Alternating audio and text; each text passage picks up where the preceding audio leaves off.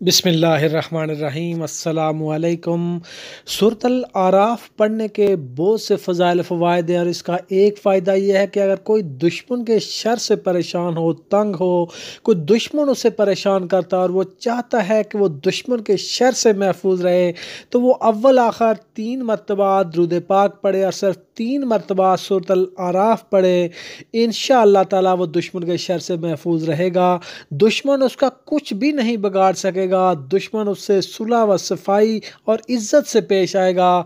सूरत अल आराफ का पढ़ना जुमला आफात से महफूज रखता है। जो कोई शख्स भी सूरत अल आराफ के नक्श को लिख कर अपने पास रखेगा, वो इंशाअल्लाह ताला अमन व अमान में रहेगा। हजूर सल्लल्लाहु अलैहि वसल्लम ने फरमाया, जिसने पहली 7 सूरतों को याद किया और फिर उनकी तिलावत करता रहा तो उसके लिए कसीर सवाब है। ये एक किताब है जो आपकी तरफ ए हबीब नाजिल की गई ताकि आप इसके ज़रिए से लोगों को डर सुनाएं।